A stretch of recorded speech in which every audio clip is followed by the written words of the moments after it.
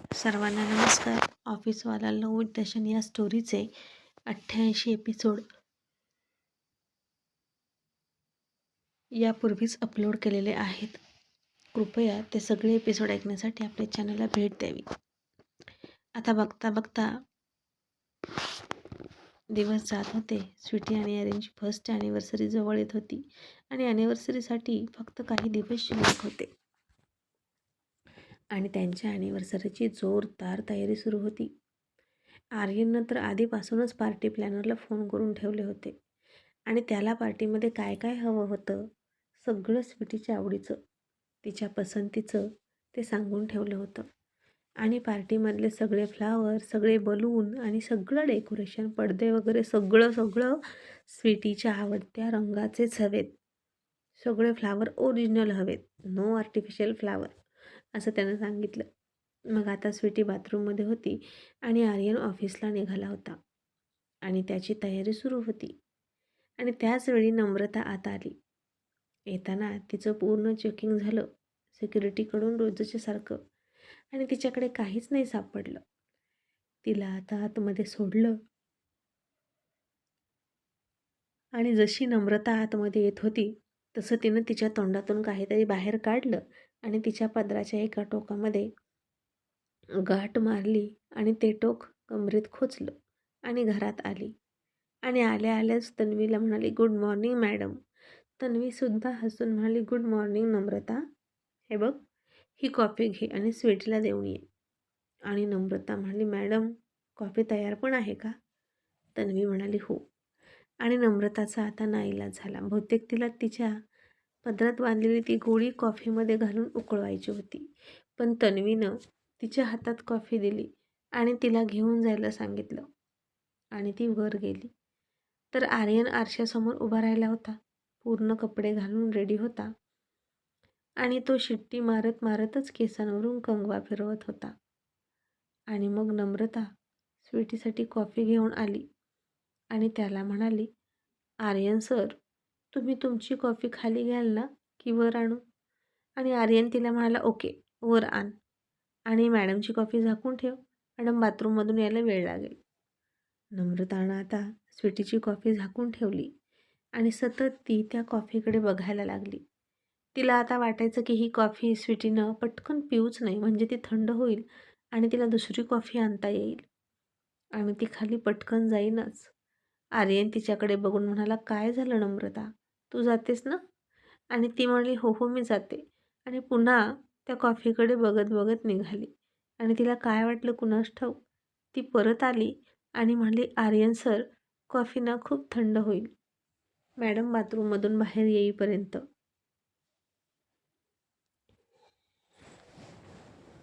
मग मी ना मॅडमसाठी दुसरी घेऊन येते कॉफी आणि तुमच्यासाठी सुद्धा लगेच आणते एकाच वेळी. म्हणजे कसं दोघं एकाच वेळी पिऊ शकाल ना. फ्रेश कॉफी प्या, एकदम कडक दोघेही. आणि तो हसून म्हणाला, ओके. मग तिनं पटकन ती कॉफी उचलली, खाली घेऊन गेली आणि सरळ बेसिनमध्ये ओतून दिली. आणि तन्वीने ते बघितलं आणि म्हणाली, का गं, कॉफी का फेकून दिलीस? आणि नम्रता म्हणाली, मॅडम अहो कॉफी थंड झाली आणि पुन्हा तीच गरम करायची म्हणजे चांगली नाही लागणार. मी दुसरी कॉफी करते ना मॅडमसाठी. आणि तन्वी म्हणाली, नाही नको, तू फक्त नेऊन द्यायचं काम करायचं, मीच करते. असं म्हणून तन्वीनं स्वीटीसाठी दुसरी कॉफी केली आणि नम्रता म्हणाली, मग आर्यन सरांसाठी सुद्धा करा, त्यांनी वरच मागितली आहे त्यांची कॉफी. मग तन्वी आता कॉफी करायला लागली आणि नम्रताचा प्लॅन इथे थोडा फेल झाला. तिला स्वीटीसाठी दुसरी कॉफी देताना बहुतेक त्यात काहीतरी मिसळायचं होतं, जे तिनं फार मुश्किलीनं या पदरात आणलं होतं तोंडामध्ये घालून. आणि जे खाऊन स्वीटीच्या बेबीला नक्कीच धोका होणार होता. पण आजही ते शक्य झालं नाही. नम्रता आता तिचं काम संपल्यावर जेव्हा देसाई मेन्शनच्या बाहेर गेली तेव्हाही तिला पूर्ण चेक केलं आणि घरातून जाताना ती काही घेऊन तर गेली नाही ना यासाठी. पण तिच्याजवळ काहीच नव्हतं, फक्त तिचा फोन होता. आणि बाहेर गेली आणि पुन्हा तिनं तोंडातून ती गोळी काढली आणि पदरात बांधून पदर खोचला. आणि तिच्या बॉसचा फोन आला आणि तो म्हणाला, नम्रता काम होतंय की नाही हे बघ. तिथं राहणं तुझ्यासाठी खूप धोकादायक आहे. तू पटकन तुझं काम कर आणि तिथून निघ. नम्रता म्हणाली, हो, मी करते प्रयत्न, पण आज तरी काही शक्य आहे असं वाटलं नाही. मला किचनमध्ये घुसूच देत नाही ती तन्वी देसाई. कॉफी उकळवताना तुम्ही दिलेल्या त्या गोळ्या घालून देईन म्हटलं होतं, पण मला कॉफी करायला दिलीच नाही. ते खूपच सतर्क आहेत. आणि तिचा बॉस म्हणाला, अर्जुन देसाई आहे तो. त्याच्याकडे बघून तुला वाटतं का गं की त्याचं सगळीकडे लक्ष असेल? नम्रता म्हणाली, नाही ना, रोज डायनिंग टेबलवर हसी मजाक असतो. आणि असं वाटतच नाही की तो माणूस कुठेतरी एका ठिकाणी किंवा चारही बाजूनं लक्ष ठेवून आहे. त्याची नजर तर एकदम साफ असते आणि मिश्किल खेळकर असते. आणि या उलट तन्वी मॅडम सतत सावध चौकस वाटतात. आणि तिचा बॉस म्हणाला, तो दिसतो तसं नाही. त्याची नजरसुद्धा दिसते तशी नाही. त्याची तीच मिश्किल खेळकर नजर आहे ना, त्याच्या पाठीमागेच एक चाणाक्ष नजरसुद्धा लपलेली आहे, जिचं लक्ष सगळीकडे असतं. म्हणून तुला म्हणतो, तिथं जास्त का थांबू नको. तू पटकन आवर तुझं काम कर. जर तू त्यांच्या तावडीत सापडली तर तुझं नखही दिसू देणार नाही. अशा ठिकाणी गायब करेल तर तुला. आणि नम्रता ओव्हर कॉन्फिडन्समध्ये गेली आणि म्हणाली, डोंट वरी सर. तुम्ही मला माझ्या कामाची खूप किंमत देताय.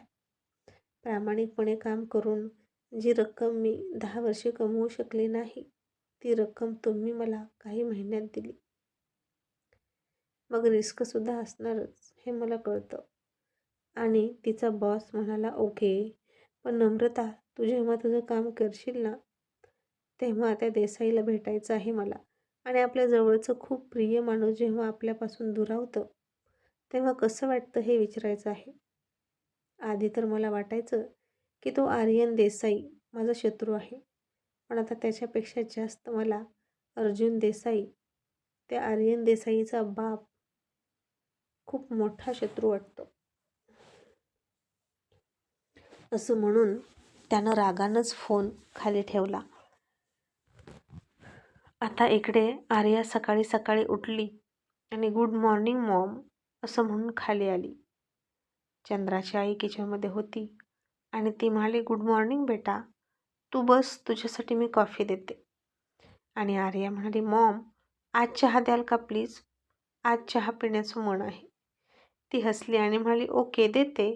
आणि मग आर्या पेपर वाचत बसली. तिनंही आता रोज पेपर वाचण्याची सवय लावून घेतली होती. त्यामुळे वेळ वाचावा म्हणून इथेच डायनिंग टेबलवर पेपर वाचायची, अर्जुनसारखा. आणि मग तिचा चहा आला आणि तिच्याकडे इंद्राच्या आईनं बघितलं. तिच्या मानेवर तिला लव बाईटचे निशाण दिसले आणि इंद्राची आई हसायला लागली. आणि आर्याचं लक्ष अजिबात त्यांच्याकडे नव्हतं. तिनं तसाच चहाचा कप उचलला आणि पेपरमध्ये बघत बघत तोंडाला लावला आणि चहा प्यायला लागली. थोड्या वेळात इंद्रा खाली आला आणि त्याची आई त्याला म्हणाली, इंद्रा, तुला काय हवं, चहा की कॉफी? आणि इंद्रा म्हणाला, आई, खरं तर खूप कॉफी नको गं, चहा दे. आज चहा पिण्याचा मूड आहे.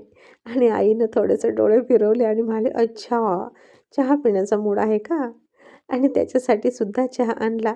आणि तिला आता त्या दोघांचं हसायलाच येत होतं. रात्रीचे तर नुसते भांडायचे, रुसायचे, आणि आता दोघांचा मूड एकच आहे. आणि मग आई आली आणि गालात हसत आहे, ओठ दाबून. हे बघून इंद्रा म्हणाला, आई, काय झालं, का हसते? तिनं आता आर्याकडे बघितलं आणि इंद्राला खुणवून सांगितलं की तिला ते सगळं लपवायला सांग, आणि हसत निघून गेली. आणि त्यानं आर्याकडं बघितलं, जीभ चावली आणि रात्री थोडंसं जास्तच झालं असं म्हणून तो स्वतःही हसला. पण इंद्रानं आता आर्याला काहीही सांगितलं नाही. आणि ती ऑफिसला गेली. नेमकं आर्यनच्या समोर आली. त्यानं तिला मस्करी करत विचारलं, प्रिन्सेस, इंद्रा काय करतो गं हल्ली? मला तर फोनच करत नाही, खूप बिझी असतो का? आणि ती म्हणाली, हो दादा, त्याचंही ऑफिसचं काम असतं ना रे, तो खूप बिझी असतो. आर्यन म्हणाला, हो, बिझी तर आहे, ते दिसतंय. घरी जाऊन फोन करायला काय होतं? घरी जाऊन सुद्धा खूप बिझी असतो का? अजूनही मीटिंग करतो का गं तो ऑनलाईन? ती म्हणाली, चालू असतं त्याचं काही काही, मला नाही माहीत. आर्यन म्हणाला, पण मला सांग, तुझी बेस्ट फ्रेंड तर हल्ली इंद्राच्या ऑफिसमध्ये खूप जास्त येते. चक्कर काय आहे गं? इंद्रानं काही सांगितलं की नाही तुला? आणि आर्या म्हणाली, अरे तो संग्राम, इंद्राचा पर्सनल असिस्टंट. त्याच्या आयुष्यात क्रांती आणायची आहे मधू मॅडमना. असं म्हणून तिनंही आर्यनला तो सगळा मॅटर समजावून दिला. आणि आर्यन म्हणाला, ओ माय गॉड, इतकं करत बसायची काय गरज? त्याच्या वहिनीच्या जाऊन सरळ 2 कानाखाली द्यायच्या ना. इतकं कोण सहन करत बसतं?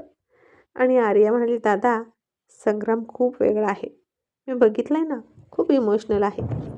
आणि मधूला वाटतं की अशा मुलांना जपलं पाहिजे. हल्ली अशी इमोशन्स असणारी मुलं कुठे राहिलीत सांग बरं? आता तूच बघ, तुझ्यामध्ये तर काहीच इमोशन्स नाहीत. आता कसं बोललास? आर्यननं आता तिचा कान पकडला आणि मला, डफर कुठली? माझ्यात इमोशन्स नाहीत म्हणतेस का? पण मी आता ठरवलंय, जिकडं तिकडं इमोशन्स ओव्हन करायच्या नाहीत, नाहीतर लोक इमोशन्सचा फायदा घेतात. पण तुमचं चांगलं चाललंय बरं का. तुम्हाला इमोशन्स कंट्रोल होत नाहीत का? आणि आता इंद्राला ना मी खूप ओरडणार आहे. तुला इतका टाईम देतो तो, त्यापेक्षा थोडंसं 5 मिनटं मला फोन करायला काय होतं?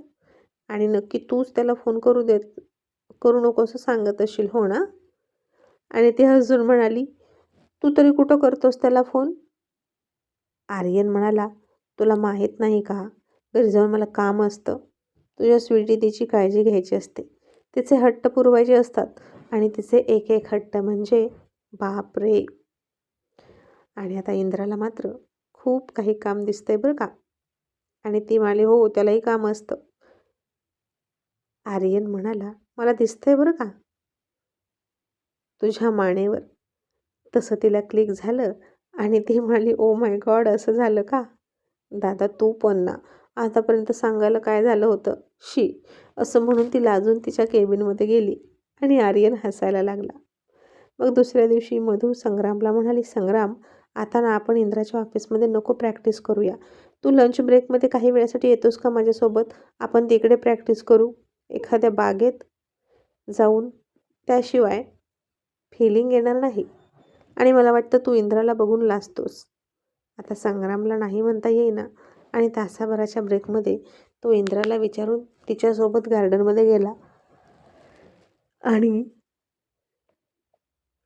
तिथं मधूनं त्याच्या हातात हात पकडला आणि त्याचा हात घेऊन तिच्या कमरेवर ठेवला. तसं आता संग्रामला थोडंसं पुन्हा कसं तरी झालं. पण त्यानं पुन्हा स्वतःला सावरलं आणि हे सगळं नाटक आहे असं स्वतःला तो समजावत म्हणाला. आणि त्याच्या मनाची समजूत घातली. डोळे घट्ट मिटले आणि त्यानं सुद्धा आता बिनधास्त व्हायचं ठरवलं. आणि तिला म्हणाला, मधू 1 मिनिट हां. आणि त्यानं थोडंसं मोबाईलमध्ये एका म्युझिकवर कपल डान्स बघितला आणि तिला म्हणाला, आपण ना या गाण्यावर डान्स करू, म्हणजे आपण घरच्यांसमोर तोंडघशी पडणार नाही. आणि मधूला तर आता त्याचा वाढलेला कॉन्फिडन्स बघून थोडं हसायला आलं. त्यानं आता एक मागे हात घेतला, एक हात तिच्या समोर आणि कमरेत थोडंसं झुकून तिला डान्ससाठी ऑफर केली. तिनंही त्याच्या हातात हात दिला आणि दोघांचाही छोट्या छोट्या स्टेप्स घेत हलका हलका डान्स सुरू झाला. आणि संग्रामच्या नजरेत आता इतका कॉन्फिडन्स होता की काही दिवसांपूर्वी, म्हणजे परवाच, मी त्याला लूजर म्हणाले हे मधू विसरून गेली. तसा संग्राम डॅशिंग होता, नाही असं नाही, पण त्याला त्याच्या घरातल्या इमोशन्स ब्लॅकमेल करायचे आणि त्याला ऐकावं लागायचं. आणि ती नैना, तिला तर पुरुषांना तिच्यासमोर झुकवण्यात फार आनंद होता. नरभक्षक असल्यासारखी पुरुषांच्या मागे लागायची झुकवण्यासाठी त्यांना. त्यामुळे बरोबर संग्राम काम सांगायची ती. आणि तशी हीच कामं जर त्याला बाहेर कुणी सांगितली असती तर त्यानं अजिबात केली नसती. त्यालाही त्याचा आत्मसन्मान जपायचा असतो, पण कुठेतरी नाती आडवी येतात आणि तो सगळ्या नात्यांना जास्त इम्पॉर्टन्स देतो म्हणून सगळे फायदा घेतात. आणि आता एका डान्स मुवमेंटला त्यानं मधूच्या कमरेत हात घातला आणि जवळ ओढली आणि नकळत त्याची बोटं त्यानं दाबली. तसं मधूच्या काळजात एक गोड कळ उठली आणि तिनं त्याच्याकडे बघायला सुरुवात केली. संग्रामच्या आता हे सगळं लक्षात नव्हतं. तो डान्स करण्यात मग्न होता आणि तो तिच्याकडे बघून म्हणाला, काय झालं, असं का करतेस? आणि मधून आता तिची नजर खाली केली आणि म्हणाली, काहीच नाही. संग्राम, आता बास करूया का? उरलेलं प्रॅक्टिस उद्या करू. आणि संग्राम म्हणाला, नाही नाही, अजून 10 मिनिटं आहेत. आपण 10 मिनिटे प्रॅक्टिस करूया. मधू थोडीशी लाजतच आणि त्याच्या खांद्यावरचा हात काढून म्हणाली, संग्राम ऐक ना, नको. आणि संग्रामने तिचा पुन्हा हात पकडला आणि त्याच्या खांद्यावर ठेवला. तसं मधूनं पुन्हा तिकडे बघायला सुरुवात केली आणि तिचं डान्समध्ये लक्ष उडालं आणि संग्रामवर लक्ष केंद्रित झालं तिचं. मग संग्राम म्हणाला, काय झालं मधू? आणि मधू आता काहीच न बोलता म्हणाली, पण आता भूक लागली ना, मी निघते, तूही जा आणि लंच कर, मी घरी निघाले. आणि तिने त्याला ऑफिसवर ड्रॉप केला आणि तिला बाय म्हणून संग्राम तिच्या ड्रायव्हरला म्हणाला, मॅडमला नीट घेऊन जायचं, आणि निघाला. मधू तशीच तिची गाडी थांबवून त्याच्याकडे बघत होती आणि का कुणास ठाऊक उगीचच तिला तिच्या तोंडावर कोणीतरी थंड फुंकर घातल्यासारखं फ्रेश वाटत होतं आणि त्यानं एकदा तरी मागे वळून बघावं असं फार वाटायचं. आणि आता 4-5 सेकंद गेली आणि अचानक संग्रामने मागं बघितलंच आणि पुन्हा तिला जाग्यावरूनच बाय बाय म्हणाला, गो गो असं हातानं खुणवत म्हणाला. आणि मधूनं त्याला हात हलवून बाय न म्हणता फक्त थोडीशी स्माईल दिली कॉम्प्लिमेंट म्हणून आणि ड्रायव्हरला म्हणाली, चला. आणि घरी गेल्यावर नेहा म्हणाली, मग आज काय झालं मधू त्या संग्रामच्या मॅटरचं? त्याच्या घरच्यांनी पुन्हा त्याच्यावर दबाव आणला का? नेहा आता एकटीच बोलत होती. मधू आपली गुपचूप गुपचूप चालत होती. तिला तर सतत तेच तेच आठवत होतं. संग्रामनं तिची कंबर दाबलेलं आणि नेहाचे शब्द तिच्या कानात शिरतच नव्हते. ती तशीच भारावलेल्या आणि मंत्रमुग्ध अवस्थेत तिच्या रूममध्ये निघाली. पहिल्यांदा कोणत्या तरी पुरुषासाठी ती अशी फील करत होती आणि तिची अवस्था जादू करून सोडलेल्या बाहुलीसारखी झाली होती. आणि नेहा म्हणाली, मधू, अगं लंचमध्ये काय खाशील बेटा, ते तरी सांग. आणि मधू दरवाजातून आत शिरत म्हणाली, संग्राम. नेहा बुचकळ्यात पडली आणि म्हणाली, संग्राम, आता लंचमध्येही संग्रामला खाईल का? आता संग्रामचा मधूला फोन आला. ती घरी पोहोचली की नाही हे पाहण्यासाठी, कारण त्याला आता तिची काळजीच वाटत होती. आणि आता त्याचा फोन नंबर बघून तिला राग येण्याऐवजी ती त्या नावाकडे बघून हसत होती, बघत होती. फोन उचलण्याचं सुद्धा तिला भान नव्हतं आणि ती फोन उचलेना म्हणून इकडे संग्रामला टेन्शन आलं. इंद्रा म्हणाला, का रे, इतका काय टेन्शन घेतोस? आणि संग्राम म्हणाला, सर, मधू फोनच घेत नाही. ती पोहोचली की नाही हे कळायला नको का? पुन्हा काही झालं तर? इंद्रा हसून म्हणाला, आता तुला तिची काळजी वाटते का? आणि संग्राम म्हणाला, हो, आता तिला माझ्यासाठी इतकं काय करू वाटतं तर मलाही तिची काळजी केलीच पाहिजे ना. आणि माझ्यामुळे तिचा ॲक्सिडेंट झाला हे मी नाही विसरू शकत. आणि हे ऐकून इंद्रासुद्धा हसला आणि कहीं से तो आग लगना शुरू हो रही है असं त्याला वाटलं. कारण प्रेमाची पहिली पायरी म्हणजे एकमेकांची काळजी वाटणं. आता इकडून संग्राम रेंगरेत होता आणि तिकडं मधू तिचं भान हरवून त्याच्या नावाकडं बघत होती आणि ती फोन घेत नव्हती आणि संग्राम चिडत होता.